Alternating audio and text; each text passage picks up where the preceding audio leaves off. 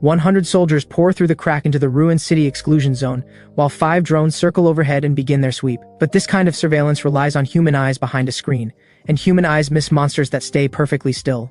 Watching it all through a skitter's eyes, I step out of the underground garage. 2 drones that had been waiting nearby drop down immediately. The 5 overhead race toward me. I glance at them, then look away. I turn and walk north toward the soldiers, Wolf at my side, 80 skitters tight behind me. Meanwhile, over 100 skitters and blasters inside the parking garage crawl toward certain corners of the walls, passages that lead outside, completely out of sight. At this moment, large numbers of soldiers are hidden inside buildings along the road, while striped beetles move through the streets. Then one soldier accidentally makes a sound. The nearest striped beetle snaps toward it and moves to investigate. The bearded officer reacts instantly, ordering them cleared out. In seconds, all 20-something striped beetles are dead. Then a message comes in. Heads up, the target is approaching with the bugs. Get into cover. Set up an ambush. The bearded officer glances at the carcasses on the ground and flat out refuses. He orders his men into alternating fire formation for a direct engagement. Minutes later, a wave of red skitters crashes toward them. They open fire without hesitation. Skitters are blown apart in rows. Only when more than half are dead do the survivors turn and run. Seeing this, the officer quickly asks the drone operators if the path ahead is clear. When they report no monsters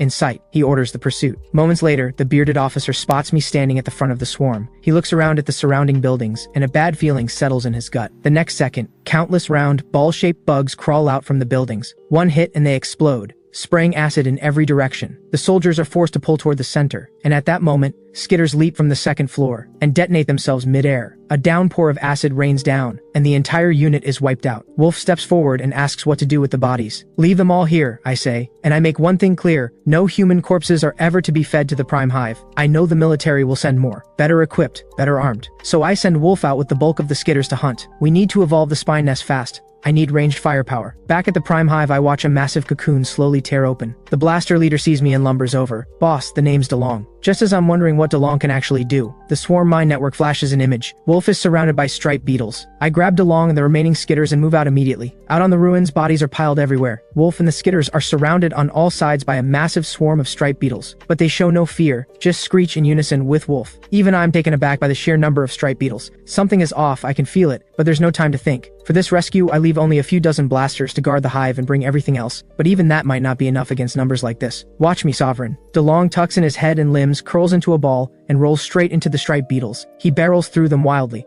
throwing in sudden hard stops that send them flying. In an instant, the striped beetle swarm is thrown into total chaos. After crashing around for a good while, DeLong finally remembers why he came. Wolf, I'm here to save you. And with that, he charges straight at Wolf and sends him flying instead. Sorry, couldn't stop in time. I can't help but mutter under my breath. This big dummy. Still, I'm not worried about Wolf. A hit like that won't do him any real damage. At the same time, DeLong extends both arms, and 2 high-pressure